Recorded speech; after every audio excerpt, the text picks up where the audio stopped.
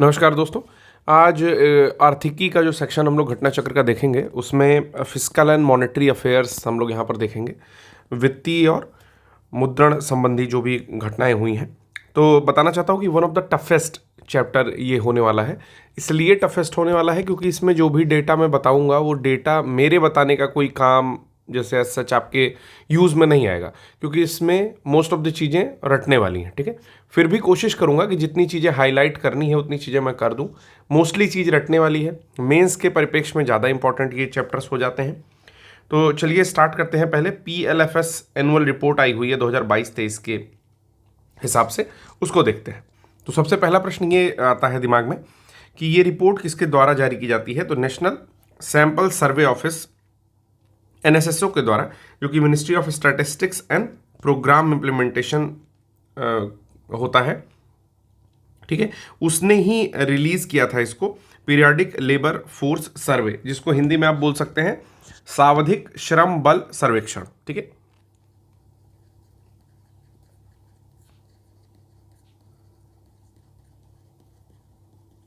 ठीक है। Annual report आई है कितने से कितने के बीच में, तो जुलाई 2023 से लेकर के जून 2024 तक का इसमें डेटा है। ठीक है, आई कब है ये इंपॉर्टेंट नहीं है, लेकिन 23 सितंबर को आई है, जान सकते हैं। PLFS पहली बार कब लॉन्च हुआ, तो लॉन्च हुआ 2017 में। ये पॉइंट ज़्यादा महत्वपूर्ण हो जाता है। ठीक है, तो कुल मिलाकर समझ में आया कि सावधिक श्रम बल सर्वेक्षण की एनुअल रिपोर्ट आई है 2022-23 के लिए। ठीक है, और इसमें एनुअल रिपोर्ट में 2023 से लेकर के 2024 तक का डेटा यूज किया गया है। किसके द्वारा रिलीज किया था है, तो नेशनल सैंपल सर्वे ऑफिस और ministry of statistics and programme implementation ने इसको रिलीज किया है। ऑब्जेक्टिव क्या है, क्या उद्देश्य है इस रिपोर्ट का, PLFS रिपोर्ट जारी करने का। तो मेन जो इसका एम होता है या उद्देश्य है, वो एस्टिमेट करता है, वो बताता है कि की एम्प्लॉयमेंट एंड अनएम्प्लॉयमेंट इंडिकेटर्स के बारे में। ठीक है, अर्थात जो प्रमुख रोजगार और बेरोजगारी संकेतक हैं उनके बारे में बताता है, जिसमें क्या क्या आ सकता है। पहला आता है वर्कर पॉपुलेशन, कि कितने वर्कर की पॉपुलेशन रेशियो है, ये आता है। लेबर फोर्स पार्टिसिपेशन रेट आता है, कि लेबर फोर्स में किस हिसाब से महिलाओं ने पार्टिसिपेट किया, यंग लोगों ने पार्टिसिपेट किया, या अलग अलग एज के लोगों ने पार्टिसिपेट किया, या मेल फीमेल का ही रेशियो आ गया उसमें। फिर अनएम्प्लॉयमेंट रेट आती है, कि बेरोजगारी की दर क्या है। ये सारे इंडिकेटर्स को ये अपने आप में समाहित करता है। ठीक है, in the short time of interval 3 month for the urban areas only in the current week session. इसका मतलब यह है कि साप्ताहिक स्थिति जिसमें कि शहरी क्षेत्रों के लिए 3 महीने के छोटे समय अंतराल में देखा जाता है इन सारी चीजों को। ठीक है, आशा करता हूं कि ऑब्जेक्टिव भी समझ में आ गया होगा कि भाई ये दो चीजें देखेगा। पहला तो ये देखेगा कि प्रमुख रोजगार क्या है और बेरोजगारी संकेतक क्या है, और कितने महीने के लिए, तो 3 महीने के छोटे अंतराल में शहरी क्षेत्रों में ये सारा कुछ सर्वे होकर के ये डेटा निकाल के लाता है। अब क्या क्या इसमें मुख्य चीजें मिली हैं, ठीक है, मतलब की फाइंडिंग्स क्या है। मुख्य निष्कर्ष ये है कि लेबर फोर्स पार्टिसिपेशन रेट के बारे में बात करता है, जिसमें दो चीजों को इन्वॉल्व किया गया है। स्टेटस, ठीक है, इन यूजुअल स्टेटस, तो जब भी यूजुअल स्टेटस लिखेगा तो उसमें PS + SS शामिल किया जाता है, यानी कि प्रिंसिपल सर्वे स्टेटस और सब्सिडरी स्टेटस को शामिल किया जाता है। ठीक है, किसके लिए, एज 15 साल से ऊपर के लिए। ठीक है, तो कितना रहा है, 60.1% रहा है 2023 जुलाई से लेकर के जून 2024 के बीच में। तो अगर आपसे ये प्रश्न पूछता है कि labour force participation rate LFPR क्या है, तो आप क्या बताओगे, आप बताओगे 60.1 है 15 साल से अबव के लिए। ठीक है, जिसमें जो हम बता रहे हैं वो यूजुअल स्टेटस बता रहे हैं, यानी कि प्रिंसिपल स्टेटस प्लस जो आपका सब्सिडरी स्टेटस है, दोनों को मिला करके हम लोग बता रहे हैं। तो हिंदी वाले जान ले, श्रम बल भागीदारी दर इसको बोलते हैं। ठीक है, LFPR को बोलते हैं श्रम बल भागीदारी दर। ठीक है, अब उसी में आगे क्या डेटा कहता है कि मेल और फीमेल के लिए जो है 78.8 और 41.7% ये आप श्रम बल भागीदारी दर रहा है, यानी कि same for male and female was 78.8% and 41.7% respectively. अब बताइए डेटा में मैं आपको क्या याद करा सकता हूं, मैं नहीं याद करा सकता। ठीक है, बस मैं आपको एक अनुमान लगाना सिखा सकता हूं कि भाई LFPR का जब रेशियो देखोगे तो उसमें आप ये देखोगे कि पुरुषों की भागीदारी ज़्यादा दिखाता है ये डेटा। ठीक है, अगर ओवरऑल की बात की जाए यूजुअल स्टेटस में LFPR की, जो कि 15 साल से अधिक के एज के बच्चों पर और अबव हैज़ इंक्रीज्ड, तो इसका क्या मतलब है? इसका मतलब है कि अगर जुलाई 2022 से जून 2023 का डेटा देखोगे तो उस समय 57.9% जो है LFPR था, यूजुअल स्टेटस जो उसका था, 15 साल से ऊपर के लोग जो वर्किंग थे। लेकिन ये बढ़ चुका है जुलाई 2023 से जून 2024 में 60.1%, यानी कि ऑलमोस्ट 2.2% से जो है ये बढ़ चुका है। ठीक है, अगर फीमेल के लिए देखेंगे LFPR, ठीक है, तो उस स्थिति में क्या है? तो उस स्थिति में श्रम बल भागीदारी दर जो महिलाओं के लिए है, जो कि 15 साल से ऊपर की उम्र की होंगी, उसमें अगर यूजुअल स्टेटस आप देखेंगे, यानी कि प्रिंसिपल स्टेटस और सब्सिडरी स्टेटस को मिला करके, तो ये 37% से इंक्रीज़ हुआ है। मतलब 37% जो था जुलाई 2022 से जून 2023 तक, वो अभी वर्तमान में 41.7% हो चुका है जुलाई 2023 से जून 2024 में। ठीक है, मेल का भी इसी तरीके से लगभग 0.3% के आसपास में इंक्रीमेंट देखा जा सकता है। वर्कर पॉपुलेशन रेशियो अगर देखा जाए तो ये भी जो है 58.2% से जो है ये बढ़ा हुआ है। ठीक है, तो बढ़ा नहीं हुआ है basically in usual status for person age 15 साल से ऊपर के लोगों में ये जुलाई 2023 से जून 2024 के मध्य 58.2% था वर्कर पॉपुलेशन रेशियो, जिसको WPR बोलते हैं। ठीक है, तो इस तरह से फिर इसी में महिलाओं का दिया हुआ है, फिर सभी लोगों का दिया हुआ है। ठीक, और मेल और फीमेल का अलग अलग दिया हुआ डेटा। तो बेसिकली ये सारे डेटा याद करने वाले हैं, इसमें मैं आपको बहुत ज़्यादा बता के कोई चीज़ समझा नहीं सकता, जो स्पष्ट बात है वो मैं आपसे कह रहा हूँ। अनएम्प्लॉयमेंट रेट हम लोग देख सकते हैं कि यूजुअल स्टेटस की बात की जाए तो 3.2% था for both male and female at the age of 15 year plus. 15 साल से ऊपर की एज में अगर देखेंगे तो 2023-24 के दौरान 3.2% जो है वो अनएम्प्लॉयमेंट रेट था। तो ये पॉइंट आप याद कर सकते हैं। ठीक है, उसके बाद यहाँ पर हम लोग आएंगे कुछ, अच्छा ये डेटा यहाँ पर ख़त्म हो चुका है, तो इतना ही डेटा है। जितनी चीज़ें टिक कर रहा हूँ उतनी चीज़ें जरूर पढ़ेंगे, जैसे अनएम्प्लॉयमेंट रेट पढ़ लेंगे, वर्कर पॉपुलेशन रेशियो मोटा मोटा जो है वो पढ़ लेंगे, और इसमें आप LFPR का सारा डेटा जितना मैंने पढ़ाया है सब पढ़ लेंगे। ठीक है, अब चलते हैं दूसरा जो आज का सेशन है वो है MSP को लेकर के, खरीफ क्रॉप को। ठीक है, तो MSP होता है मिनिमम सपोर्ट प्राइस। आपको पता है कि कोई भी जब फसल होती है किसी भी चक्र की, चाहे वो खरीफ हो, जायद हो या फिर रबी हो, तो उसमें सरकार कहती है कि कम से कम इतना न्यूनतम मूल्य का निर्धारण किया जा रहा है आपकी फसलों के लिए, जिसको इतने न्यूनतम मूल्य पर तो कम से कम खरीदा जाएगा। उससे क्या होता है, जो किसान होता है उसको एक सहायता मिल जाती है कि कम से कम हमारा जो फसल है उसको इतने दाम तो मिलेंगे ही मिलेंगे। ठीक है, तो उसी को बोलते हैं मिनिमम सपोर्ट प्राइस। तो अभी खरीफ के लिए जो मार्केटिंग सेशन 2023-24 का है उसके लिए बहुत सारे आपके मिनिमम सपोर्ट प्राइस की कैबिनेट ने जो है घोषणा की है या अप्रूव किया है, इसको एक्सेप्ट किया है। तो एक कैबिनेट कमेटी थी इकोनॉमिक अफेयर CCEA, जिसको ऑनरेबल अपने प्राइम मिनिस्टर नरेंद्र मोदी जी जो इनॉग्रेट वो कर रहे थे, चेयर्ड कर रहे थे, यानी कि अध्यक्षता कर रहे थे उसकी।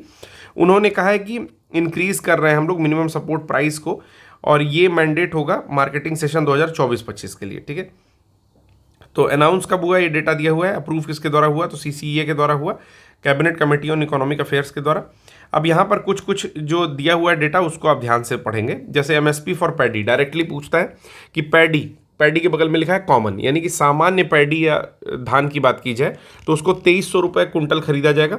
ठीक है, और हाईएस्ट एब्सोलूट इंक्रीज जिसमें हुआ है वो नाइजर सीड में हुआ है, जिसको बोलते हैं रामदाना।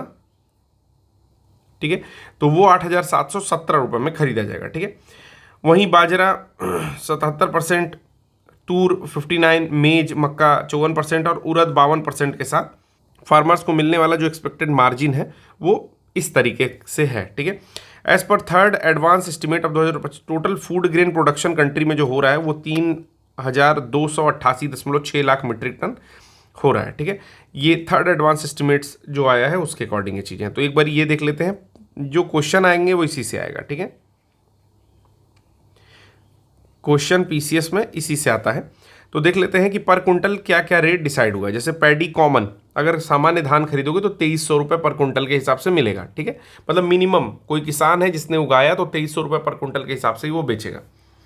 पैडी अगर ग्रेड A लोगे तो 20 रुपये अधिक है। ठीक है, समझ लो, कॉमन लोगे तो 2300 रुपये में, ग्रेड A अगर आप लेंगे तो 2320 रुपये में मिलेगा।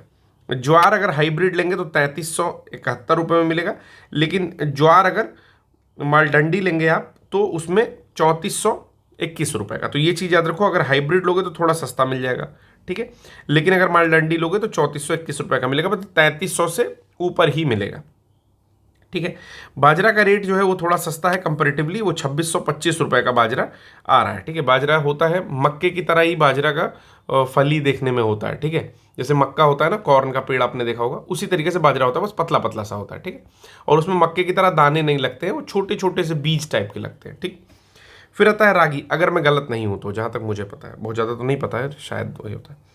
रागी का जो रेट है वो है 4290 रुपये। तो डायरेक्टली पूछता है कि रागी का रेट 2024-25 के लिए एमएसपी में पर कुंटल के हिसाब से क्या रखा गया है, ठीक है।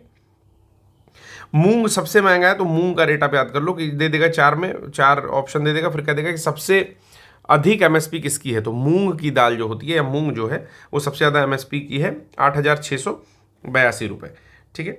फिर यहाँ पर सनफ्लावर जो है वो 7200 में बिक रहा है, ग्राउंड नट 6700 में, उड़द का एमएसपी है 7400, ठीक। फिर सिसमम, तो ये जो है तिल, आपका तिल इसको बोलते हैं, सीसैम भी बोलते हैं, 9267 रुपये। और नाइजर सीड जो कि रामदाना मैंने बताया आपको, 8717 रुपये इसका मिनिमम सपोर्ट प्राइस है। तो रामदाना नहीं, बेसिकली राम तिल होता है, राम तिल या काला तिल इसको बोलते हैं। एक सेकंड में ठीक कर दूं, कहाँ मैंने लिख दिया था, रामदाना नहीं, ये राम तिल होता है, ठीक है, यानी कि काला तिल की बात कर रहा है, उसको राम तिल बोल रहा है, ठीक। तो इसमें आपको सब कुछ पता चल गया। कॉटन को बेच रहे हैं 7521 में, जो लॉन्ग स्टेपल है, और मीडियम स्टेपल वाले को 7121 रुपये में बेच रहा है। तो किसको किसको याद करना, अब ये कैसे समझ में आएगा, जितने पर टिक किया हूँ उतने को याद करना है। जैसे जो सीसैम है या सिसमम जो लिखा हुआ है तिल, वो 9267 रुपये में है, ठीक है, जो सफ़ेद तिल होता है, ठीक है। तो ऐसे याद कर लो, सफ़ेद तिल ज़्यादा महंगा होता है। फिर हो गया नाइजर सीड यानी कि काला तिल, वो 8717 रुपये का है, ठीक है। फिर आप इधर आओगे मूंग का, तो 8682 रुपये का है। रागी का 4290 रुपये का है। बाजरा देख सकते हो, लेकिन छोड़ दो। ज्वार मालडंडी अगर देखोगे तो 3421 रुपये का। वहीं पैडी ग्रेड ए देखोगे तो 2320 रुपये का। तो इससे थोड़ा थोड़ा हिंट हो जाएगा कि अगर सामान्य पैडी की बात की जाए तो 2300 रुपये का बिकेगा। एमएसपी फॉर रबी क्रॉप्स के लिए, रबी की जो फसलें होती हैं, ठीक है ना, लिखना तो ऐसे चाहिए रबी क्रॉप, ठीक है ना, रबी क्रॉप्स जो होती हैं, इसकी फसलों के लिए मार्केटिंग सेशन के लिए जो एमएसपी रखा गया, जैसे वीट के लिए 150 रुपये बढ़ा दिए हैं। पहले ये मिल रहा था 2125 रुपये का लास्ट ईयर, यानी कि 2023-24 में पर कुंटल के हिसाब से 2125 रुपये का मिल रहा था, लेकिन 2024-25 के लिए इसको 2275 रुपये कर दिए, ठीक है। बार्ले जौ की बात की जाए 1735 रुपये में बिक रहा था, 115 रुपये इसको भी इंक्रीज़ कर दिए हैं, ठीक है। फिर चना जो है वो 5335 रुपये का मिल रहा था, अभी 5440 रुपये का मिल रहा है, 105 रुपये के आसपास इसको इंक्रीज़ कर दिए हैं। लेंटिल मसूर मिल रहा था, इसको 400 रुपये के आसपास इंक्रीज़ किए हैं। तो मसूर इंपॉर्टेंट हो जाता है, याद रखना। मसूर की जो एमएसपी है वो आपकी 6000 से लेकर के 6425 रुपये कर दी गई है, ठीक है।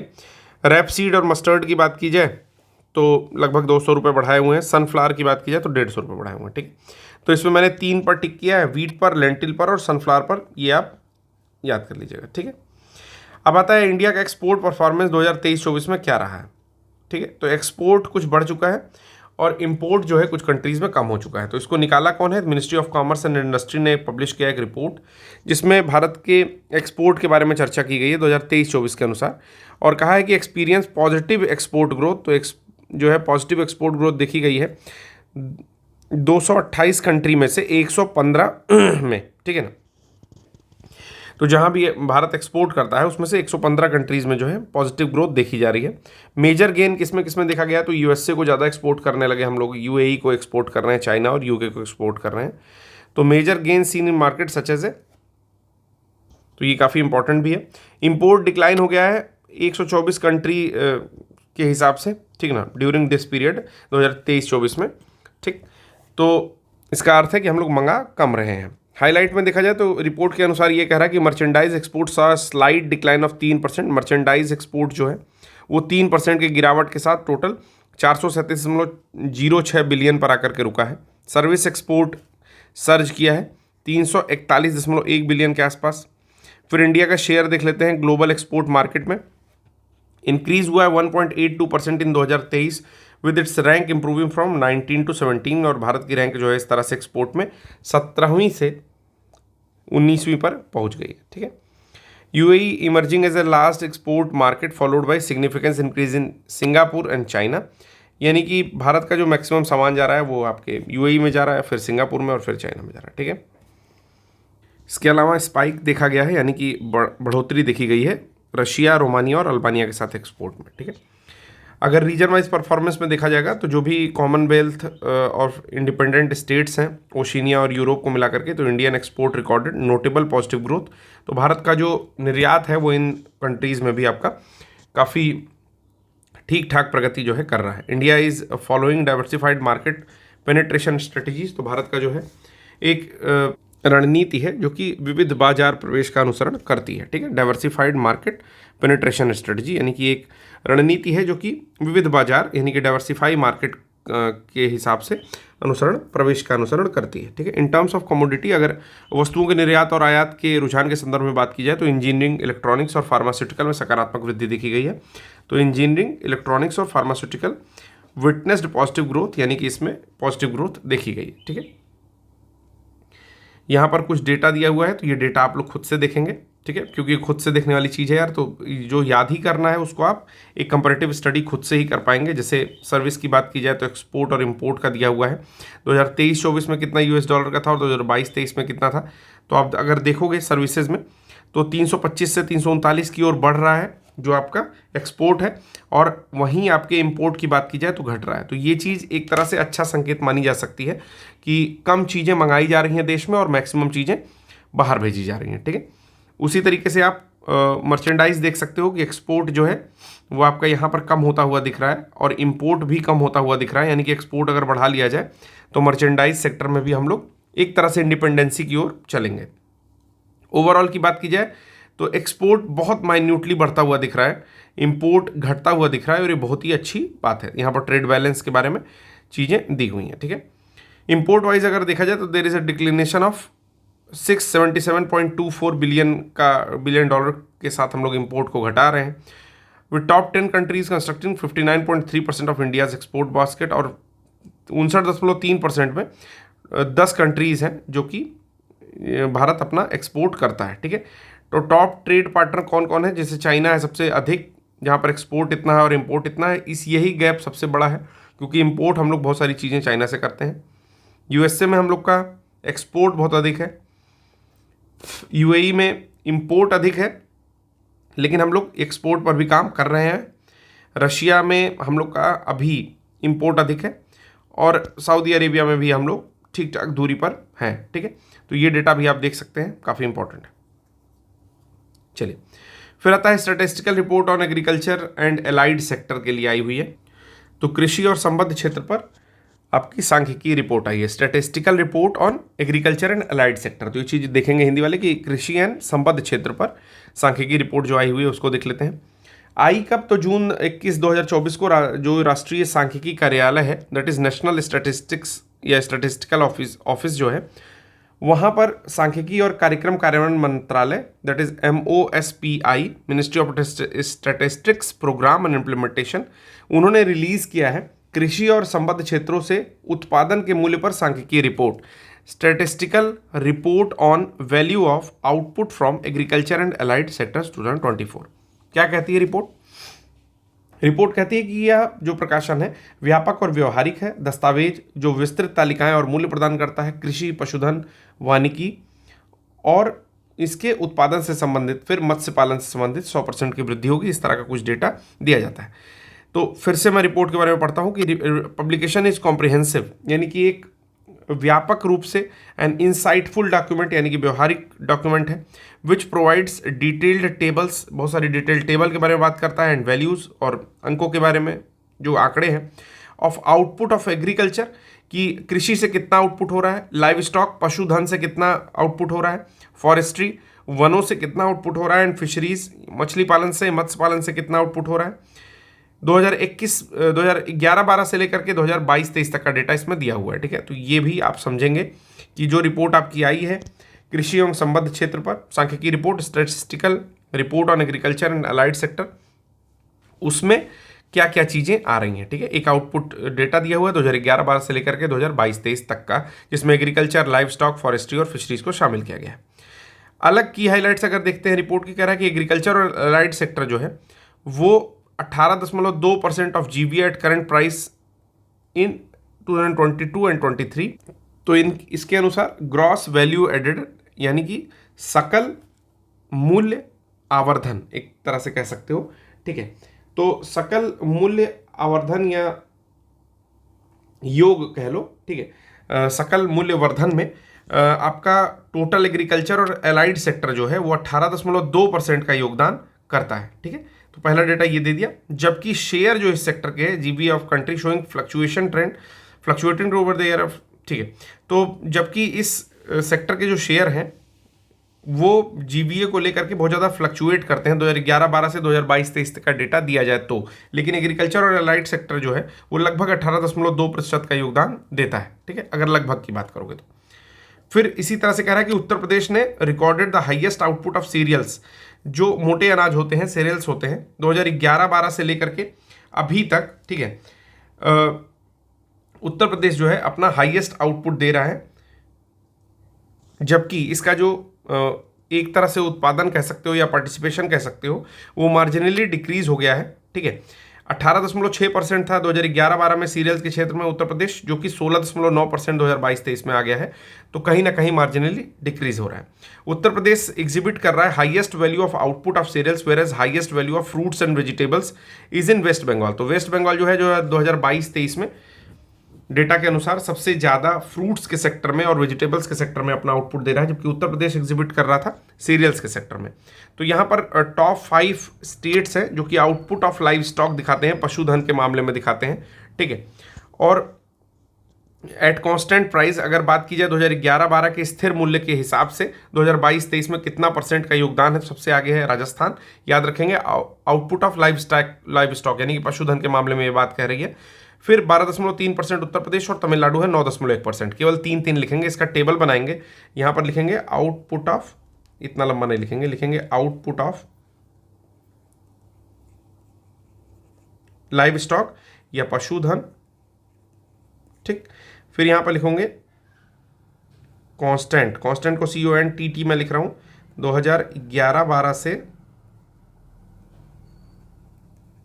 यानी कि ये कांस्टेंट प्राइस के हिसाब से इसका बताने की कोशिश की गई है। तो पहला स्टेट लिख देंगे आपका राजस्थान RJ, दूसरा स्टेट लिख देंगे यूपी और तीसरा स्टेट लिख देंगे तमिलनाडु। अगर बहुत जानकारी चाहिए तो 12.5, 12.3 और 9.1 इतनी चीज़ें लिख करके छोड़ देंगे, ठीक। फिर आता है कि top 5 states of in output of forestry. अगर 1 की बात की जाए, फॉरेस्ट्री की बात की जाए, तो वहाँ पर कांस्टेंट प्राइस 2011-12 से 2022-23 का जो कंपैरिजन है वो कह रहा है कि 16.4% का महाराष्ट्र का, 10.6% का राजस्थान का और 8.7% जो है फॉरेस्ट्री एंड लॉगिंग में जो है योगदान देते हैं। लॉगिंग मतलब क्या हो गया, तो इसका पूरा मतलब ये हुआ कि फॉरेस्ट्री के साथ साथ लॉगिंग यानी कि जो पेड़ कटते हैं उनके लट्ठे बनते हैं लकड़ी के बड़े बड़े, फिर फर्नीचर इत्यादि चीज़ें, तो उसमें सबसे ज़्यादा योगदान महाराष्ट्र का है, फिर राजस्थान का और फिर उत्तर प्रदेश का। ये भी डेटा याद रखेंगे। अगर फिशिंग की बात की जाए यानी कि मत्स्य पालन की बात की जाए और एक्वाकल्चर की बात की जाए, ठीक है, जो भी जलीय जीव होते हैं उनसे संबंधित, तो इसमें 5 स्टेट्स में सबसे ऊपर आता है आपका आंध्र प्रदेश। याद रखेंगे सबसे ज़्यादा मत्स्यिकी जो है वो आपका आंध्र प्रदेश में है। फिर है वेस्ट बंगाल में, देख लीजिएगा ध्यान से कि ये दोनों ही स्टेट आपके बे ऑफ बंगाल के किनारे हैं, ठीक। और फिर आता है आपका तीसरे नंबर पर उड़ीसा, तो ये भी किनारे ही है। तो इस तरह से याद कर सकते हो कि आंध्र प्रदेश, वेस्ट बंगाल और उड़ीसा, ठीक है। फिर आता है बिहार का नंबर, गुजरात नहीं है, तो ये भी याद रखेंगे कि फिर आता है बिहार का नंबर, ठीक। इसी तरह हम लोग देख सकते हैं वेस्ट बंगाल जो है reported highest output in fruits and vegetables में। इन सालों में जो है सबसे ज़्यादा फ्रूट्स और वेजिटेबल्स जो है यहाँ पर हुआ है वेस्ट बंगाल में। ग्राम और अरहर की बात की जाए तो 59% जो है वो पल्स ग्रुप के क्रॉप हैं, ये सब यानी कि सब दालों के ही समुदाय में आते हैं, ग्राम और अरहर, ठीक है। और मध्य प्रदेश जो है रिकॉर्डेड हाईएस्ट आउटपुट दे रहा है पल्सेस का ड्यूरिंग 2022-23 में। तो ये भी डेटा काफ़ी इंपॉर्टेंट हो जाता है। इस पर भी प्रश्न पूछता है कि कौन सा स्टेट है जो कि हाईएस्ट दाल या मैक्सिमम दाल जो है उपजाता है, तो वो हो जाएगा आपका मध्य प्रदेश। ठीक है, फिर आता है ग्राउंड नट और सोयाबीन, तो ये भी हाईएस्ट आउटपुट है जो कि ऑयल सीड ग्रुप में आते हैं ये दोनों, ग्राउंड नट और सोयाबीन। तो इसमें जो आपके 4 स्टेट्स हैं, जैसे महाराष्ट्र हो गया, गुजरात हो गया, राजस्थान हो गया और मध्य प्रदेश हो गया, ये चारों स्टेट नियरली 2/3 2/3 जो है ऑयल सीड का इंडियन आउटपुट कवर करते हैं। ठीक है, भारत में जितना ऑयल सीड होता है, तिलहन होता है, उसमें से महाराष्ट्र, गुजरात, राजस्थान और मध्य प्रदेश, ये 4 स्टेट 2/3 यानी कि लगभग 67% तक कवरेज रखते हैं। बात करें उत्तर प्रदेश की, तो ये ज़्यादा इंपॉर्टेंट डेटा हो जाता है कि उत्तर प्रदेश जो है हाईएस्ट प्रोड्यूसर है आपके शुगर केन यानी कि गन्ना का, and alone accounted for nearly 41% output इन 2011-12। अकेले जो है 41% गन्ना उपजाता था 2011-12 के डेटा के अनुसार, जो कि इंक्रीज होकर के 54.5% पहुंच चुका है ऑल इंडिया आउटपुट 2023-24 के। ठीक है, फिर शेयर ऑफ मिल्क देख सकते हैं आप। ठीक है, लाइव स्टॉक देख सकते हैं यहाँ पर। ठीक है, share of milk and egg meat देख सकते हैं, इसका जो है टोटल 66.5, 23.6 और 3.7 रिस्पेक्टिवली 2022-23 में प्रोडक्शन होता है। ठीक है, जितनी चीज़ें मैंने हाईलाइट की वो चीज़ें ज़्यादा इंपॉर्टेंट है, बाकी चीज़ें आप चाहो तो पढ़ सकते हो। ठीक, अगला हम लोग देखने जा रहे हैं provisional estimates of annual GDP for 2023-24। तो देखते हैं ये डेटा क्या कहता है। जो हम लोग की हेडिंग है वो है provisional estimate of annual GDP for 2023-24, यानी कि 2023-24 के लिए वार्षिक सकल घरेलू उत्पाद का अंतिम अनुमान। ठीक है, अब ये किसके द्वारा जारी किया गया? तो 31 मई को जारी किया गया राष्ट्रीय सांख्यिकी कार्यालय, जिसको एनएसओ बोलते हैं, स्टैटिस्टिकल ऑफिस जो है नेशनल, उसके सांख्यिकी और कार्यक्रम कार्यान्वयन मंत्रालय जो उसके अंदर में आता है, ministry of statistics and programme implementation MOSPI, उसने रिलीज़ किया। तो कुछ चीज़ें रिलीज़ की, क्या क्या रिलीज़ किया? पहला तो रिलीज़ किया PE यानी कि provisional estimates of annual gross domestic product, यानी कि GDP के ऊपर, यानी कि सकल घरेलू के उत्पाद के अंतिम अनुमान, PE जिसको बोल रहे हैं, वो चीज़ की। फिर 2023-24 की चौथी तिमाही जो है जनवरी से मार्च के लिए GDP के तिमाही अनुमानों के साथ साथ इसके व्यय घटक को स्थिर 2011-12 और वर्तमान कीमतों पर जारी किया। ठीक है, तो ये दोनों चीज़ें जारी की गई for the financial year 2023-24 and quarterly estimates जारी किया गया GDP for the 4th quarter जनवरी से मार्च के लिए of 2023-24 along with its expenditure component both at constant 2011-12 and current price. तो उसके स्थिर घटक के साथ साथ जो व्यय घटक हैं उस पर भी, वर्तमान कीमतों पर भी जारी किया गया। की फाइंडिंग्स, क्या क्या चीज़ें इसमें दिखाई देती हैं? तो पहली चीज़ जो दिखाई देती है, जो याद करने वाली है और समझने वाली है, वास्तविक GDP जो है आपका real GDP has been estimated to grow by 8.2% 2023-24 as compared to the growth of 7% in 22-23। तो अगर वास्तविक GDP की तुलना में बात की जाए तो 2 वर्षों का तुलनात्मक अध्ययन किया गया, 2022-23 का और 2023-24 का। ठीक है, तो 22-23 में ये बताया गया कि वास्तविक GDP वित्त वर्ष 22-23 में 7% की वृद्धि दर से बढ़ रही थी, लेकिन अभी उसके 8.2% से 8.2% से बढ़ने की एक उम्मीद है, अनुमान लगाया जा रहा है। ठीक है, दूसरा है नॉमिनल GDP के बारे में बात कर रहा है कि जो नॉमिनल या नाम मात्र GDP होती है वो एक ग्रोथ रेट विटनेस कर रही है, एक ग्रोथ रेट दिखा रही है। कितनी दिखा रही है? तो 9.6% का दिखा रही है वित्त वर्ष 2023-24 में, जो कि 14.2% जो कि लास्ट वित्त वर्ष 2022-23 में था, उससे थोड़ी सी कम ग्रोथ रेट दिखा रही है। ठीक है, फिर हम लोग को क्या देखना है?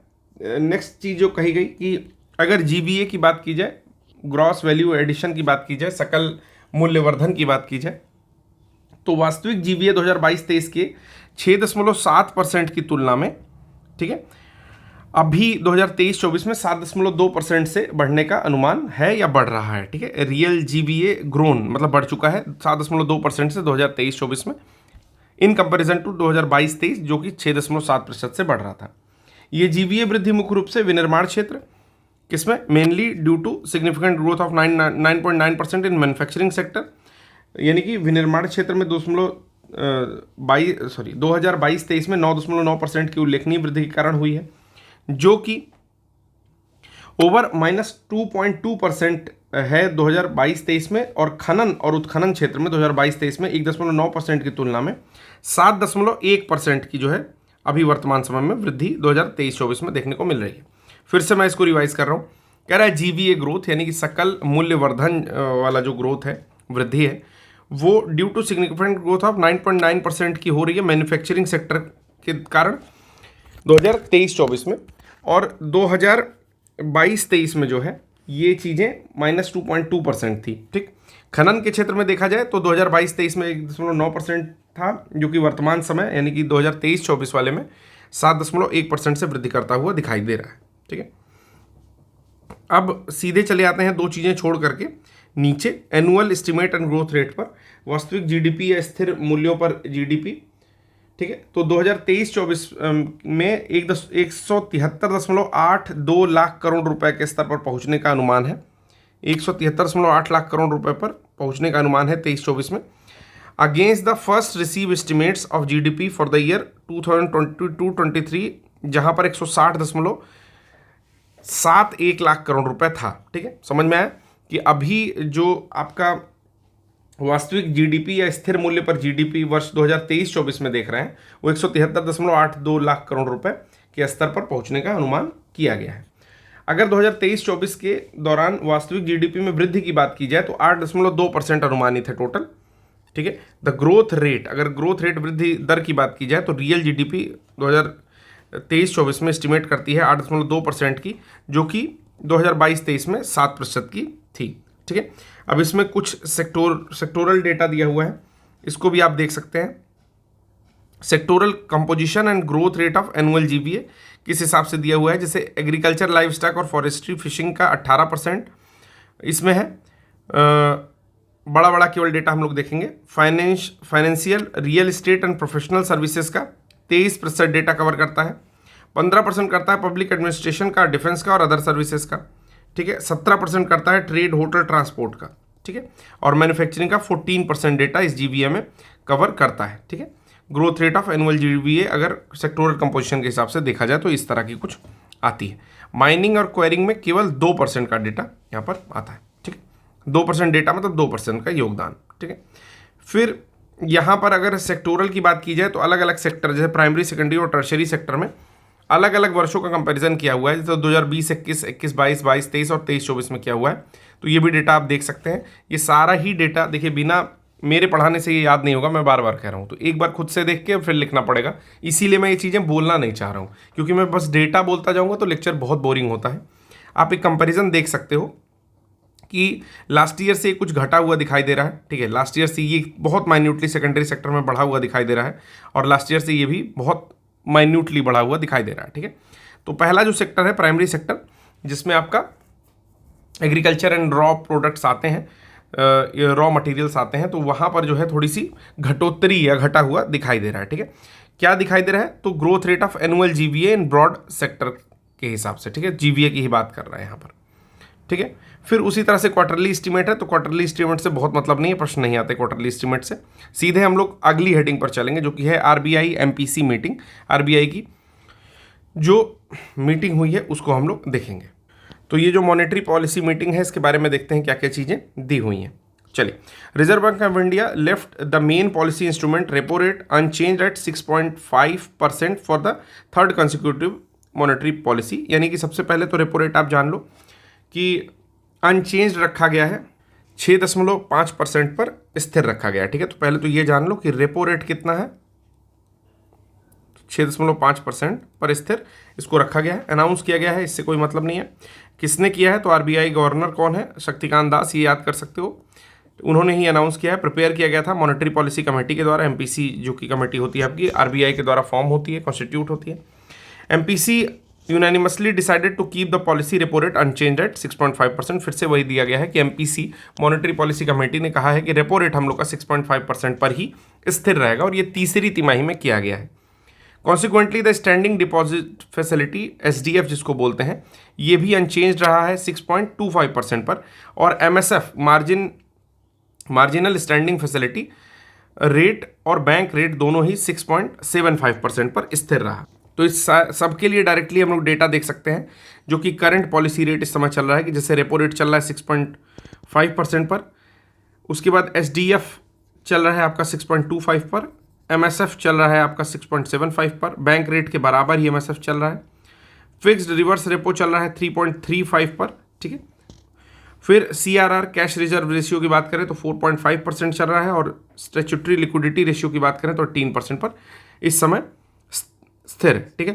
तो ये सारा डेटा जो है यही एग्जाम के लिए इंपॉर्टेंट है। तो ये टेबल जो है, चाहे आप किसी भी एग्जाम की प्रिपरेशन कर रहे हो, वैसे तो बैंकिंग में ज़्यादा पूछता था ये सारी चीज़ें, लेकिन आप किसी भी एग्जाम की प्रिपरेशन कर रहे हो, बेसिक आइडिया आपको लगना चाहिए। तो ये चीज़ें आप लोग देख लेंगे। फिर आता है बेसिक एनिमल हस्बेंड्री स्टैटिक्स, कि भाई पशुपालन कर रहे हो तो उसके लिए एक स्टैटिस्टिक्स आया है, तो उसको देख लेते हैं कि नवंबर 2023 में ही जारी हुआ है ये मिनिस्ट्री ऑफ फिशरीज़ के द्वारा, जो मछली वाला आपका मंत्रालय है, एनिमल हस्बेंड्री वाला है, पशुपालन वाला है और डेयरी वाला है। गवर्नमेंट ऑफ इंडिया रिलीज़ की है एक annual report of basic animal husbandry statistics के नाम से, ठीक है, जो कि बेस है एनिमल इंटीग्रेटेड सैंपल सर्वे के द्वारा, ठीक है। 2022 फरवरी से लेकर के 2023 तक की रिपोर्ट है। रिपोर्ट रिलीज़ की गई है on the day of national milk day, ठीक है। तो नेशनल मिल्क डे के दिन जो है इसको रिलीज़ किया गया है। कब सेलिब्रेट किया जाता है? तो 11 जनवरी को सेलिब्रेट किया जाता है नेशनल मिल्क डे। तो पहला पॉइंट तो यही हो गया कि यहाँ से प्रश्न आने की संभावना बन जाती है। मिल्क प्रोडक्शन की बात, इसमें एक डेटा दिया हुआ है, मिल्क प्रोडक्शन का सारा डेटा नया है तो इसको नोट डाउन करेंगे।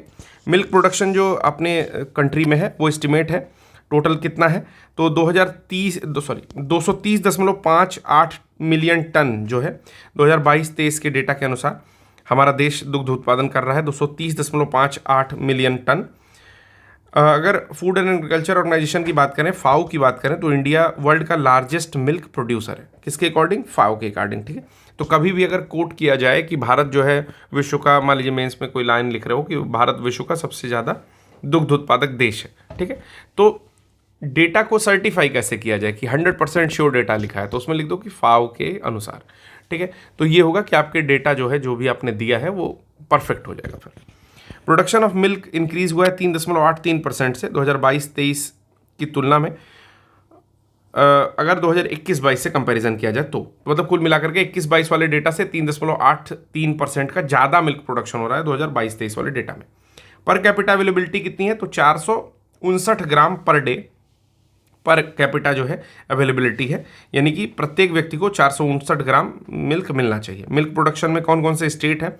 सबसे आगे है उत्तर प्रदेश, परसेंटेज भी याद कर लो 15.72% के साथ, फिर राजस्थान 14.44, मध्य प्रदेश है 8.73 और गुजरात है 7.49 और फिर आंध्र प्रदेश है, ठीक है। तो यूपी, राजस्थान, MP, गुजरात और आंध्र प्रदेश, ठीक है ना, इतने स्टेट जो है टॉप 5 मिल्क प्रोड्यूसिंग स्टेट हैं, जिसमें उत्तर प्रदेश सबसे पहले नंबर पर है, इसलिए बहुत ज़्यादा महत्वपूर्ण हो जाता है। एग प्रोडक्शन की बात की जाए तो टोटल एग प्रोडक्शन जो है 138.38 बिलियन नंबर्स ऑफ एग जो है 2022-23 वाले डेटा में दिया गया है, इतना प्रोड्यूस हो रहा है। और फाओ के अनुसार भारत की रैंक जो है तीसरी है वर्ल्ड में, ठीक है।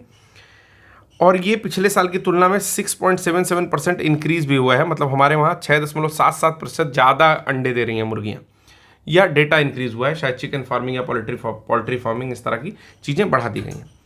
टॉप 3 एग प्रोड्यूसिंग स्टेट की बात की जाए तो जो दूध में 5वां था वो सबसे पहला आ जाता है अंडे में आंध्र प्रदेश, फिर आता है तमिलनाडु और फिर आता है तेलंगाना, फिर वेस्ट बंगाल और कर्नाटका, ठीक है।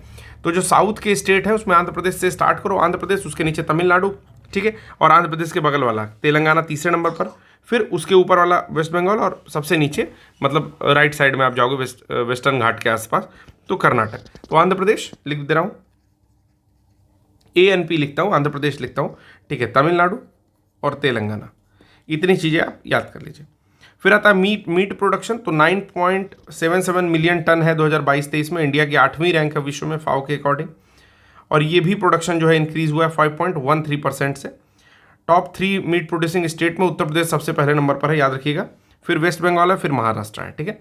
तो उत्तर प्रदेश सबसे पहले नंबर पर सबसे ज़्यादा मीट जो है वो प्रोड्यूस करता है, तो मिल्क में भी सबसे ज़्यादा है और मीट में भी सबसे ज़्यादा है, तो दोनों चीज़ मिल गई आपको, ठीक है। अंडे की बात की जाए तो आंध्र प्रदेश सबसे ज़्यादा है, ठीक है, और कोई डेटा हमने अभी तक नहीं देखा है। 3 डेटा हमने देखा है। वर्ल्ड में तीसरे नंबर पर हम अंडा उपजाते हैं, मीट जो है 8वें नंबर पर उपजाते हैं और दूध पहले नंबर पर, ठीक है। वूल प्रोडक्शन की बात की जाए तो 33.61 मिलियन किलोग्राम्स के साथ भारत जो है टोटल वूल प्रोड्यूस कर रहा है, और 2.12% से वूल प्रोडक्शन भी भारत में बढ़ गया है, ज़्यादा भेड़ें हो गई हैं। और 3 वूल प्रोड्यूसिंग स्टेट में राजस्थान है, ये बहुत इंपॉर्टेंट है, क्योंकि राजस्थान, कश्मीर और हिमाचल और गुजरात दे देगा तो कन्फ्यूज़न हो जाती है। तो राजस्थान पहले नंबर पर वूल प्रोड्यूस कर रहा है, तो राजस्थान पहले नंबर पर है, जम्मू कश्मीर दूसरे नंबर पर है और गुजरात तीसरे नंबर पर है। ठीक है, तो ये डेटा काफ़ी इंपॉर्टेंट है। ये न्यूज़ ही बहुत ज़्यादा महत्वपूर्ण है। अभी तक जितनी न्यूज़ पढ़ी उसमें सबसे ज़्यादा जो महत्वपूर्ण न्यूज़ है वो यही है, बेसिक एनिमल हस्बेंड्री स्टैटिस्टिक्स। जो नेक्स्ट रिपोर्ट है हम लोग की, जो हम लोग पढ़ने जा रहे हैं, वो है final estimate of major agriculture crop for 2023-24। तो 2023-24 के लिए जो फाइनल एस्टिमेट आया है, जो बड़ी बड़ी फसलें हैं उनका, मतलब कितना उत्पादन हुआ, कितना इससे पहले होता था, ये डेटा जो है अब हम लोग देखने जा रहे हैं। तो आइए देखते हैं। कह रहा है कि फाइनल एस्टिमेट्स जो निकाला गया है वो मिनिस्ट्री ऑफ एग्रीकल्चर और फार्मर्स के द्वारा निकाला गया है, यानी कि कृषि और किसान कल्याण मंत्रालय जो है उसने इसको रिलीज़ किया है फाइनल एस्टिमेट को। तो टोटल फूड ग्रेन प्रोडक्शन जो भारत में हुआ है वो अभी तक का रिकॉर्ड हुआ है, इसको आप लोग याद रखिएगा ज़रूर से। 3,322.98 लाख मीट्रिक टन जो है टोटल प्रोडक्शन हुआ है, जो पिछले वर्ष से 26.11 लाख मीट्रिक टन ज़्यादा था। तो सबसे पहला डेटा ये आपको बहुत ज़रूरी है याद करना, ये कहीं भी आप यूज़ कर सकते हो, उसके साथ ही इसके प्री में पूछे जाने की संभावना बनती है। ठीक है, अच्छा ऐसा हुआ क्यों है कि 3,322.98 लाख मीट्रिक टन जो है टोटल प्रोडक्शन हुआ है? क्योंकि यहाँ पर अच्छा राइस, वीट और श्री अन्न का जो है इंक्रीज्ड प्रोडक्शन हुआ है, यानी कि ज़्यादा मात्रा में उत्पादन हुआ है, इसलिए चीज़ें बढ़ गई हैं। अब एक टेबल है जिसमें से कुछ चीज़ें मैंने जो मार्क की हैं वो आपको पढ़नी है कि टोटल फूड ग्रेन आपको याद करना है कि 3,322.98 लाख मीट्रिक टन हुआ है। ये एक रिकॉर्ड है, अभी तक भारत में इससे ज़्यादा नहीं हुआ था। तो पहली चीज़ ये हो गई। दूसरा है कि राइस का अभी तक रिकॉर्ड प्रोडक्शन हुआ है 1378.25 लाख मीट्रिक टन। वीट यानी कि गेहूं का हुआ है 1132.92 लाख मीट्रिक टन, और उसके साथ रैपसीड और मस्टर्ड का हुआ है 132.59 lakh metric tonne record production हुआ है। ठीक है, बाकी डेटा आप देख सकते हो, जैसे कॉटन का देख सकते हो, शुगर केन का 4,531.31 लाख मीट्रिक टन हुआ है। ठीक है, इत्यादि चीज़ों का भी देख सकते हो। श्री अन्न का ज़्यादा इंपॉर्टेंट है, क्योंकि श्री अन्न को ही बोला था, तो 175.72 मीट्रिक टन जो है टोटल हुआ है। तो ये चीज़ें आप लोग याद रखेंगे। अगला है third advance estimates of horticulture crop. तो हॉर्टिकल्चर यानी कि बागवानी फसलों के बारे में भी एक डेटा दिया हुआ है कि कितने एरिया में मिलियन हेक्टेयर में प्रोडक्शन किया गया। ठीक है, तो 28.44 2022-23 में, 2023-24 में आपके 28.63 और इस बार 28.98, यानी कि जो मिलियन हेक्टेयर एरिया है जिसमें हॉर्टिकल्चर या बागवानी की जा रही है वो बढ़ रहा है वर्ष दर वर्ष। ठीक है, तो यहाँ से आपको बढ़ता हुआ दिखाई दे रहा है। ठीक है, तो प्रोडक्शन कितना हुआ? तो 28.44 में 355 मिलियन टन हुआ था, अभी 352 मिलियन टन, और इस बार जो है 353 मिलियन टन हुआ है, यानी कि एरिया बढ़ा है लेकिन प्रोडक्शन कंपैरेटिवली उतना नहीं बढ़ा है, कम हुआ है। ठीक है, इससे अगर कंपेयर करोगे 2022-23 वाले डेटा से। ठीक है, लेकिन लास्ट ईयर से कंपेयर करोगे तो ये बढ़ता हुआ आपको नज़र आएगा, जबकि एरिया भी बढ़ा है।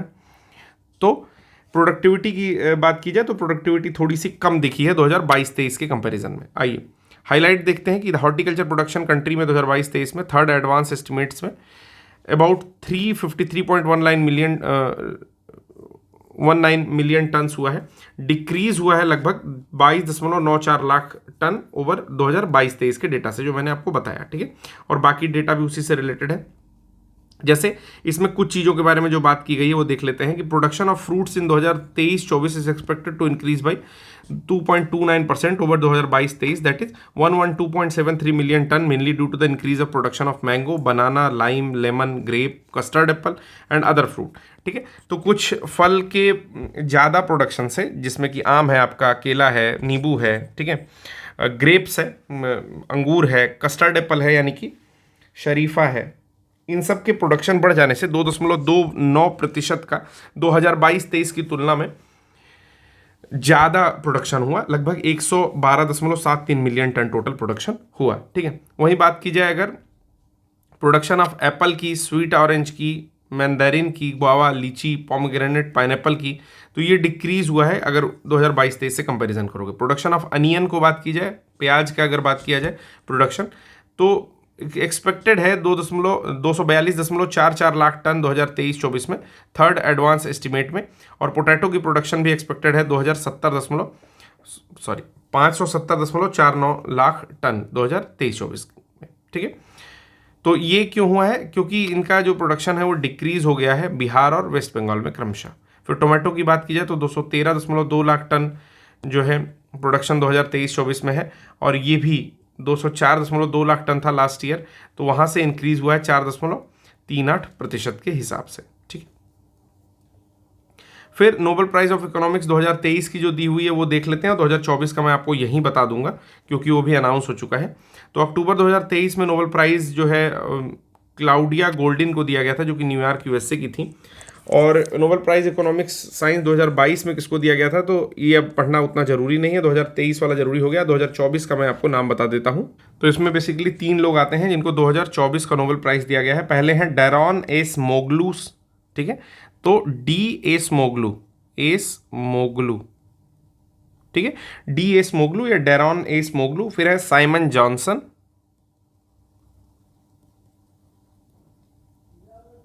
ठीक, और अगला है जेम्स रॉबिन्सन।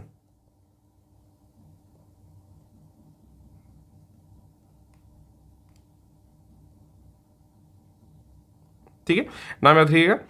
पहले हैं Daron Acemoglu, Simon Johnson and James Robinson. इन तीनों लोग को study to how institutes are formed and affect prosperity, कि किस तरह से इंस्टीट्यूशंस फॉर्म हुए, संस्थाएं बनी, और किस तरह से ये प्रॉस्पेरिटी को, संपन्नता को प्रभावित करता है, इसी बारे में इनका अध्ययन था। और इनको नोबेल प्राइज मिला 2024 का इकोनॉमिक साइंसेज में। ठीक है, तो ये भी पॉइंट याद रखिएगा। फिर नेक्स्ट हम लोग देखते हैं कि इसी से रिलेटेड सारी चीज़ें दी गई हैं, छोड़ देते हैं। रिपोर्ट एंड इंडाइसेस हम लोग का अगला जो टॉपिक है वो स्टार्ट होता है, रिपोर्ट एंड इंडाइसेस। कोशिश करेंगे कि इसको मोस्टली खत्म कर लिया जाए।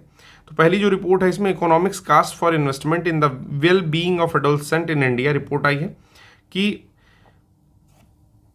तो अगर इसका हिंदी में अर्थ समझना चाहे तो भारत में किशोरों के कल्याण में निवेश के लिए आर्थिक मामला रिपोर्ट। ठीक है, तो मतलब किशोर का कल्याण करना है, किसी भी एडोलसेंट का वेल बीइंग के लिए कितने पैसे खर्चे किए जाते हैं, इस बारे में रिपोर्ट आती है।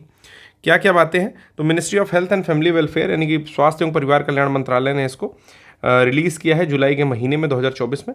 और इसमें बात हो रही है कि भारत में किशोरों के कल्याण में निवेश के लिए आर्थिक मामले पर एक रिपोर्ट ये आई है। किस किस बारे में जानकारी दी गई है, तो यहाँ पर कह रहा है report provides insight into interventions where investment on adolescent will yield high return, मतलब कहाँ कहाँ आप अगर किशोरों के भविष्य को लेकर के इन्वेस्टमेंट करोगे तो बढ़िया रिटर्न या उच्च प्रतिफल प्राप्त होगा। ठीक है, तो पहली बात क्या की गई है कि इंडिया हैज़ लार्जेस्ट एडोलसेंट, 10 से 19 साल के जो एडोलसेंट है जिसको किशोर बोलते हैं, वो पॉपुलेशन वर्ल्ड में सबसे ज़्यादा है, लगभग 253 मिलियन के पास है। ठीक है, तो पहला पॉइंट यही याद रख सकते हैं। अगर प्रश्न ऐसे बना दिया कि विश्व में सबसे ज़्यादा किशोर किस देश में पाए जाते हैं, तो भारत में पाए जाते हैं, जो इनकी उम्र 10 से 19 साल के बीच में एस्टिमेट है। Adolescent mortality rate fail by more than half and adolescent fertility rate decline by 83%। 2000 से 2019 के दौरान देखा जाए तो मृत्यु दर में आधे से अधिक की गिरावट आई है, जबकि प्रजनन दर में 83% की गिरावट आ गई है। ठीक है, तो ये बहुत एक इंपॉर्टेंट पॉइंट है कि मोर्टेलिटी रेट जो है, इनका मृत्यु दर जो है वो गिरा है, लेकिन फर्टिलिटी रेट जो है ये भी 83% से गिर गया है। ये एक बड़ी चिंता का विषय यहाँ पर देखा जा रहा है।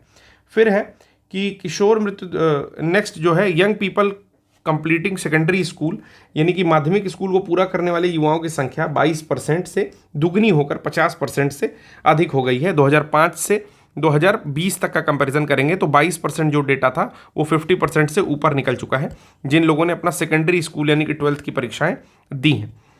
फिर अगला है 22.7% rise in fatal road accident for adolescent under 18 has been observe, कि 22.7% का इजाफा हुआ है जो भी घातक रोड दुर्घटनाएं होती हैं, ठीक है, रोड एक्सीडेंट्स होते हैं जो कि बच्चे 18 साल से कम के हैं उनमें। ठीक, तो बच्चों को ये है कि गाड़ियाँ मत दीजिए, 2 व्हीलर, ठीक है, और अगर दे रहे हैं तो छोटी दूरी के लिए दीजिए, तेज़ चलाने के लिए या अन्य चीज़ों के लिए मत दीजिए। कोशिश करिए कि खुद भी बैठे रहिए और हमेशा उनको धीरे चलाने के लिए थोड़ा सा मोटिवेट करिए, या इस तरह की अवेयरनेस फैलाइए कि जीवन बहुत बहुमूल्य है, तेज चलाना, जैसे स्पीड थ्रिल्स बट किल्स आपने रोड पे लिखा हुआ देखा होगा, तो ये काफ़ी चिंताजनक विषय यहाँ पर उभर के आ रहा है। अगला है कि सुझाए गए हस्तक्षेपों से भारतीय अर्थव्यवस्था को वार्षिक सकल घरेलू उत्पाद के 10.1% तक बढ़ावा मिलने की उम्मीद है। कि कुछ जो पॉइंट्स बताए गए हैं अगर इनमें चीज़ें सुधारी जाएँ तो 10.1% जो एनुअल GDP बूस्ट हो सकती है। अगला है कि the prevalence of girls getting married before age 18 has been declined. 18 साल से पहले शादी करते थे बच्चों की, वो डिक्लाइन हुआ है over half between 2006 and today, 2006 की तुलना में अब ये डेटा जो है आधा हो चुका है, जिसमें बच्चियों की शादी 18 वर्ष से पहले कर देते थे। तो ये भी एक अच्छा साइन भारत के लिए है। अगली रिपोर्ट आई है RBI report on currency and finance. तो ये रिपोर्ट का थीम क्या है, ये ज़्यादा इंपॉर्टेंट है कि इंडिया की डिजिटल रेवोल्यूशन, ठीक है, इस रिपोर्ट का थीम है। Report on currency and finance का थीम है इंडियाज डिजिटल रेवोल्यूशन। इसमें देखेंगे तो इंडिया रैंक सेकंड आती है in telecom subscriber and third in term of startup ecosystem. तो अगर पूछा जाए कि स्टार्टअप इकोसिस्टम में भारत की क्या रैंकिंग है, तो तीसरी है, और टेलीकॉम सब्सक्रिप्शन में चौथी रैंकिंग है, तो हमारे वहाँ टेलीकॉम सब्सक्राइबर जो है वो दूसरे नंबर पर है, तो इसलिए सेकंड रैंकिंग है, ठीक है। और इंडिया की फर्स्ट रैंकिंग है बायोमेट्रिक बेस्ड आइडेंटिफिकेशन आधार में और रियल टाइम पेमेंट वॉल्यूम में, ठीक है। रियल टाइम पेमेंट का वॉल्यूम मतलब वॉल्यूम बहुत ज़्यादा है, हम लोग के वहाँ बहुत ज़्यादा पेमेंट्स होती हैं, ठीक है, आयतन ज़्यादा है उस चीज़ का, ठीक है। नंबर भले कम हो लेकिन वॉल्यूम ज़्यादा है, समझ रहे हो ना, ज़्यादा पैसे हेर फेर होते हैं, मतलब हेर फेर का मतलब ऑनलाइन पेमेंट होते हैं, ट्रांजैक्ट होते हैं। और बायोमेट्रिक बेस्ड आइडेंटिफिकेशन यानी कि आधार के द्वारा भी हम लोग का बहुत ज़्यादा है, ठीक है। India is leading the global digital revolution को इंडिया लीड कर रहा है। अब according to World Bank global remittances are estimated to have increase $857.3 billion in 2003, मतलब टोटल 857.3 बिलियन $, का जो है रेमिटांस, यानी कि जो दूसरे देशों से रहने कमाने वाले अपने देश में पैसा भेजते हैं वो रेमिटांसेस जो है बढ़े हैं, ठीक है। लार्जेस्ट रेमिटांसेस का जो रिसिपिएंट है वो कौन है, सबसे ज़्यादा है इंडिया, जो कि $115.3 बिलियन के साथ है, ठीक है। और मेक्सिको है 66.2 और चाइना है 49.3। तो याद रखेंगे इंडिया सबसे बड़ा जो है रेमिटांसेस का प्राप्त करता है, ठीक। ये जो डेटा है according to World Bank global remittances, यहाँ पर ग्लोबल रेमिटांस की बात की गई। अगर मैंने भारत बोल दिया है क्योंकि मुझे लग रहा है, तो इस चीज़ को ठीक करिएगा कि ग्लोबली रेमिटांस कितना भेजा जाता है, तो $857.3 बिलियन जो है भेजा जाता है। अगला जो न्यूज़ कवर किया गया है इस बुक में वो है इंडियाज़ FDI लैंडस्केप इन 2023-24। तो ये जो रिपोर्ट आई है इंडिया FDI लैंडस्केप इन 2023-24 रिपोर्ट। हाँ, तो मैं कहीं बता रहा था, मैं आगे चला गया, मेरा स्पीकर ऑन नहीं था, तो मैं फिर से चीज़ें रिवाइज कर रहा हूँ कि पहला की हाईलाइट में ये कह रहा है कि फॉरेन डायरेक्ट इन्वेस्टमेंट भारत में घट रहा है और अपने 5 साल के न्यूनतम स्तर लगभग 44.42 बिलियन पर पहुँच चुका है। दूसरी चीज़ है कि ऐसा इसलिए हो सकता है कि बहुत सारे एक्सटर्नल फैक्टर हैं, जिसमें कि हाई इंटरेस्ट रेट जो एडवांस विकसित अर्थव्यवस्थाओं के हैं वो भी एक रीज़न हो सकता है। फिर बात कर रहा है कि जो टोटल FDI है, चाहे फिर वो इक्विटी कैपिटल की हो, री इन्वेस्टमेंट अर्निंग हो या अदर कैपिटल हो, सब की सब 1% ईयर ऑन ईयर 1% हर साल से घट रही है। और ये टोटल $, में वैल्यू की जाए तो 70.95 बिलियन $, अभी तक घट चुकी है, जो कि DPIIT के द्वारा फाइनेंशियल ईयर 2024 का डेटा दिया गया है, उसके अकॉर्डिंग बात हो रही है। फिर 31.55% डिक्लिनेशन होने के बाद FDI के घटने के बाद 11.77 बिलियन, अगर पैसे में बात की जाए तो उतना घटने के बाद इंडिया अभी भी सिंगापुरियन इन्वेस्टमेंट के लिए टॉप डेस्टिनेशन बना हुआ है, ठीक है, ये चीज़ याद रखनी है। और दूसरा जो है मॉरिशस से इमर्ज करता है सेकंड लार्जेस्ट इन्वेस्टर के तौर पर, यानी कि सिंगापुर जो है भारत में सबसे ज़्यादा इन्वेस्टमेंट कर रहा है, ये बात बताई जा रही है, ठीक है। और मॉरिशस उसके बाद सेकंड लार्जेस्ट इन्वेस्टर है, और यूनाइटेड स्टेट्स जो है position as a third largest investor है, जो कि $4.99 बिलियन का डायरेक्ट इन्वेस्टमेंट दे रहा है, ठीक है। और पिछले साल जो है $6 बिलियन दिया था, तो लगभग 1.01 बिलियन की कमी आई है। अगली रिपोर्ट है वर्ल्ड ड्रग रिपोर्ट। तो देखते हैं क्या है इस रिपोर्ट में। तो इस रिपोर्ट में क्या है कि 26 जून को आई है international day against drug abuse and illicit trafficking, ठीक है। इस दिन 26 जून के दिन सेलिब्रेट किया जाता है ये international day against drug abuse and illicit trafficking. उस दिन जो है ये रिपोर्ट आती है यूनाइटेड नेशन ऑफिस के द्वारा, ठीक है। और ड्रग एंड क्राइम जो है यूनाइटेड नेशन का ऑफिस, उसने एनुअल रिपोर्ट जारी की है कि हाईलाइट ये है कि number of people who use drug has risen to 292 million in 2022। Drug use करने वाले, दवाएं यूज़ करने वाले लोग 292 मिलियन है, 20% की इंक्रीमेंट हुई है पास्ट 10 ईयर्स में।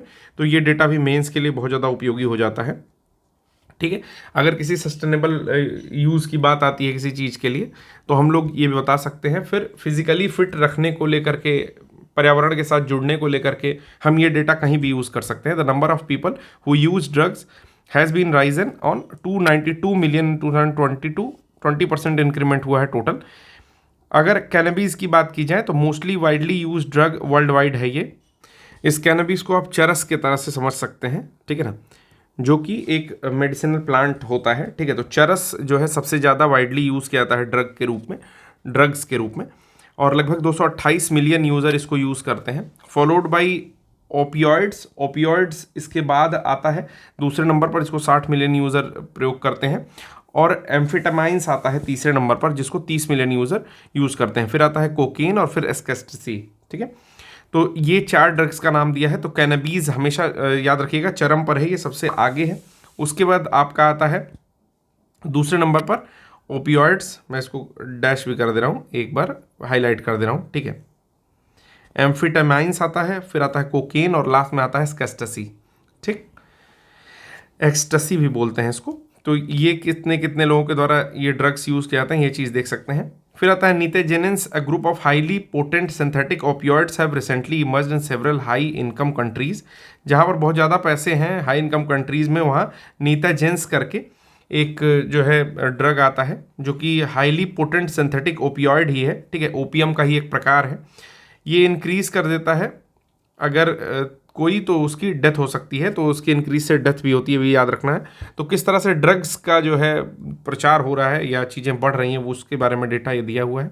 यहाँ पर ड्रग्स के बारे में मैंने दवा बताया था, लेकिन ये ड्रग्स जो है वो मादक पदार्थों के लिए ड्रग्स का यूज़ किया गया है।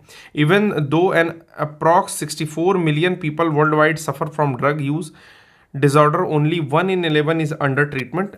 अगर 11 लोग परेशान हैं तो केवल एक व्यक्ति जो है अंडर ट्रीटमेंट है, जो कि ड्रग्स यूज़ करता है। Women receive less access to treatment than men. आदमी लोगों का तो इलाज हो भी जाता है, लेकिन महिलाएं नहीं हो पाता है। 18 में से 1 महिलाओं का इलाज हो पाता है जो कि ड्रग्स लेती हैं, ठीक है, और उसके कारण किसी भी अगर डिसऑर्डर को फेस करती हैं, ठीक है। जबकि पुरुष जो है 7 में से 1 पुरुष को इलाज मिलता है, जबकि 18 में से 1 महिला को केवल इलाज मिलता है। इन द ईयर 2022, अगर 2022 की बात की जाए तो 7 मिलियन पीपल जो है वो फॉर्मल कांटेक्ट में आते थे with the police, assets caution and warning for drug offence. किसी भी मादक पदार्थ की ऑफेंस के लिए, कोई तस्करी के लिए या इस तरह की स्थिति के लिए, ठीक है, पुलिस के साथ इन लोग का जो है मुठभेड़ हुआ या वो लोग पकड़े गए या वार्निंग दी गई उनको, ठीक है।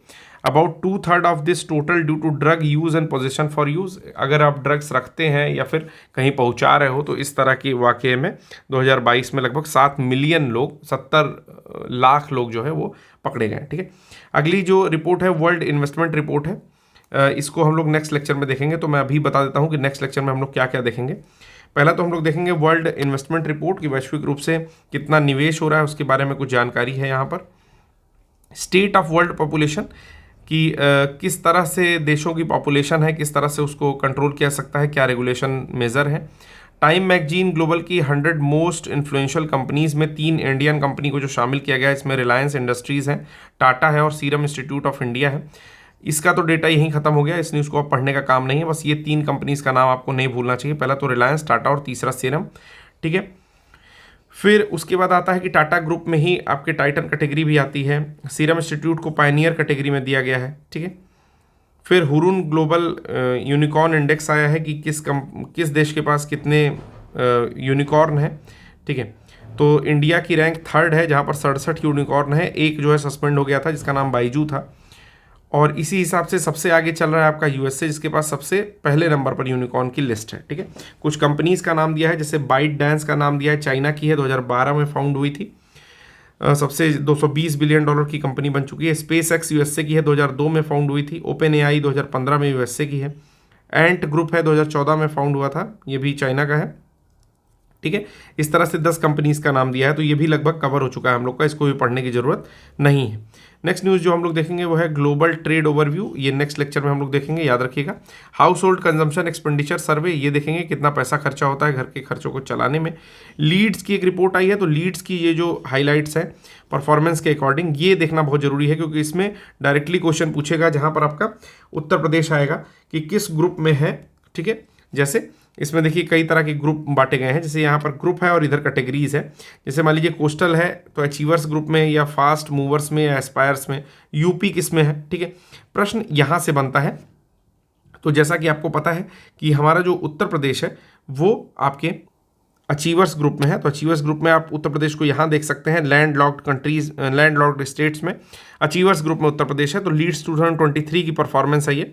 फिर आता है फर्स्ट डेल्टा रैंकिंग ABP, इसको भी हम लोग देखेंगे, ठीक है ना। एस्पिरेशनल ब्लॉक्स प्रोग्राम जो था ABP, उसके हिसाब से डेल्टा रैंकिंग दी गई है। फिर आता है माइग्रेशन एंड डेवलपमेंट ब्रीफ 40, कहाँ से कितना माइग्रेशन हुआ। इकोनॉमिक फ्रीडम के बारे में एक इंडेक्स आया हुआ है, उसको देख लेंगे। फॉर्चून ग्लोबल की 500 की लिस्ट आई हुई है, उसमें कौन सा देश और कुछ देश की कौन सी कंपनी शामिल हुई है, ठीक है, ये देखेंगे। फिर आता है मिसलिनियस सेक्टर, और मिसलिनियस सेक्टर सबसे ज़्यादा इंपॉर्टेंट। देखिए, मैं आपसे हमेशा कहता हूँ, जब मैं पहली क्लास इसके लिया था तो भी आप लोगों को बताया था, मैंने क्या बताया था दोस्तों, मैंने बताया था कि जो वन लाइनर का सेक्शन है या मिसलिनियस सेक्शन है वो पढ़ने में अच्छा नहीं लगता, क्योंकि आप सोचते हो कि हम PCS की तैयारी कर रहे हैं, हमें ब्रॉडर वे में न्यूज़ पढ़नी है, ठीक है, और हम ऐसी चीज़ें नहीं पढ़ सकते। लेकिन मैं आपको बहुत एक सिंपल सा सिद्धांत बताता हूँ कि स्टार्टिंग का जो 16-17 पेज वन लाइनर दिया हुआ है, चाहे फिर वो इंग्लिश का हो या हिंदी का, मैं दोनों पहले तो रिकमेंड करूँगा कि आप हिंदी के भी देख लीजिएगा और इंग्लिश के भी देख लीजिएगा, क्योंकि बहुत सारे पॉइंट डिफरेंट है, ठीक है।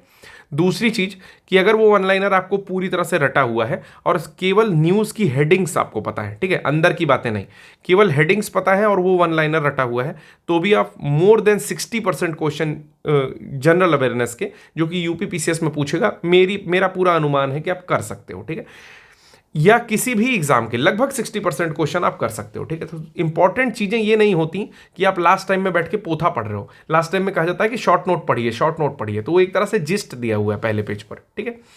तो पहले पेज का जिस्ट और उसका सिलेबस, अगर ये दोनों चीजें केवल आपकी प्रिपेयर हो जाती हैं तो भी आप 60% प्रश्न कर सकते हो। ये सुनने में अच्छा नहीं लगता है। देखिए, है क्या कि बड़ी बड़ी न्यूज़ में आपको पढ़ाया, कितनी न्यूज़ पढ़ाऊंगा, 8 न्यूज़ पढ़ाऊंगा आज या 9 न्यूज़ पढ़ाऊंगा, ठीक है। लेकिन एक दिन में जब मैं उसे पढ़ा रहा था तो मैं आपको एक दिन में 60 न्यूज़ पढ़ा रहा था, ठीक है। तो होता यही है कि चाहे आप वन लाइनर पढ़ने के बाद बड़ी न्यूज़ पे आओ या बड़ी न्यूज़ पढ़ने के बाद वन लाइनर पे जाओ, एट लास्ट आपको वन लाइनर घोटना ही घोटना है। You have to rote by heart, ठीक है। तो उसको आपको पढ़ना ही पढ़ना है, ठीक है। बात आती है मिसलिनियस की, तो मिसलिनियस में हम लोग जितने सेक्शन है सबको देखेंगे। मिसलिनियस बहुत इंपॉर्टेंट सेक्शन होता है, मैंने पहले भी बताया है कि इस तरह की कोई भी चीज़ जिसमें बहुत सारा डेटा दिया हो वो बहुत इंपॉर्टेंट होती है। और देखिए, PCS के टाइम में आप क्या कर सकते हैं कि जितनी पतली हो सके उतनी पतली जीके की फैक्चुअल बुक, जैसे लूसेंट है, ठीक है, सिमिलर बुक, आप एक, जैसे लूसेंट का पीछे का मिसलिनियस सेक्टर हो गया, लूसेंट की कुछ टेबुलर सेक्शन हो गया, इन सारी चीज़ों को 2 महीना डिले हुआ है लगभग एग्जाम, आप लिख डालो कहीं। जितना टेबल बना हुआ है लूसेंट में सारा लिख डालो, जितना मिसलिनियस सेक्शन है सारा लिख डालो। नहीं लिख पा रहे हो तो कमेंट बॉक्स में कहो कि सर आप कम से कम लूसेंट का मिसलिनियस और लूसेंट के बॉक्स वाले चीज़ें करा दीजिए, तो भी मैं कराने की कोशिश करूँगा, करा दूंगा, ठीक है। बाकी अगर ब्रॉडर वे में पढ़ना है तो हमने पूरा का पूरा घटना चक्र कवर किया है, पूरा का पूरा घटना चक्र थ्योरी और फिर प्लस अपनी थ्योरी, दोनों चीज़ों को मिला करके एक ब्रॉड डिस्कशन किया है, ठीक है। हालांकि ज्योग्राफी के लेक्चर पिछले कुछ टाइम से नहीं आ पा रहे हैं, जब से ये करंट आने लगा है, क्योंकि प्रॉपर टाइम नहीं उतना मिलता है। लेकिन मैं कोशिश करूंगा कि जल्दी ही चीज़ें शुरू हो और इकोनॉमिक्स और ज्योग्राफी में जितनी चीज़ें बची हैं उसको खत्म कर दिया जाए। तो आज के लिए बस इतना ही। आशा करता हूं कि आप लोगों को बातें समझ में आई होंगी कि जितना पतला से पतला नोट्स हो सके, जितना ज़्यादा डेटा एक पेज पर हो सके, उस तरीके से रिवीजन का एक नोट्स बनाइए और लास्ट टाइम में उसी को पढ़िए, ठीक है। और एक चीज़ और यार, देखो, बहुत क्लियरली एक बात बताना चाहता हूँ, एक बड़े भाई के तौर पर या मेंटर के तौर पर या गुरु जी के तौर पर या सर के तौर पर, कुछ भी मान लो, ठीक है। देखो, हर व्यक्ति का, जैसे ब्रूस ली कहता था कि हर व्यक्ति का अपना कंगफू होता है। मतलब ब्रूस ली कहता था कि मुझे उस व्यक्ति से डर नहीं लगता जिसने थाउजेंड्स ऑफ किक प्रैक्टिस की है, ठीक है। मुझे उस व्यक्ति से डर लगता है जो कि एक किक को 1000 टाइम प्रैक्टिस किया है। तो रादर देन कि आप 32 सोर्स पढ़ रहे हो, एक सोर्स पढ़ो और बार बार पढ़ो, ठीक है। पहला चीज ये हो गया। तो सबका कंगफू अलग होता है, समझ में आया ना।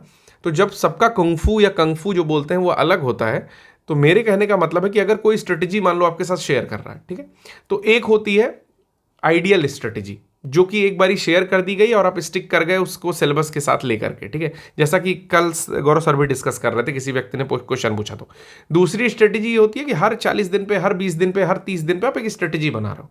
तो वो मूर्खता है, वो केवल वो होता नहीं है भ्रम में डालना खुद को, कि वो 32 बुक पढ़ रहे हो, भ्रम में डाल रहे हो।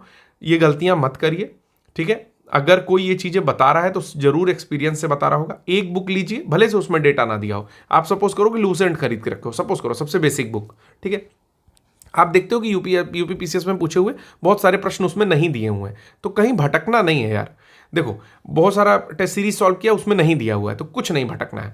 आप चुपचाप A4 पेज लो, A4 पेज में वो सारे डेटा नोट करो, और आपको जिस चैप्टर में लगता है, अगर हिस्ट्री का है तो हिस्ट्री वाले सेक्शन में उसको वो रख दो, ज्योग्राफी का है तो ज्योग्राफी में रख दो, मतलब उसी लूसेंट में आप चीज़ों को ऐड ऑन कर लीजिए। अगर आपसे नहीं हो पाता है तो कुछ पेजेस का नोट्स बनाइए, फिर ले जाके बाइंडर के वहाँ दीजिए, पीछे बाइंडिंग करवा लीजिए। मतलब आपको केवल वही पढ़ना है, ये नहीं कि 32 किताबें रख ना ना, वो पढ़ाने वालों का काम है, हमें देख के आना पड़ता है कि कौन सा कब क्या पढ़ा है। लेकिन जो पढ़ने वालों का काम है, सच बता रहा हूँ कि आप जितना मिनिमाइज कर सकते हो बुक्स को उतना मिनिमाइज कर लो यार।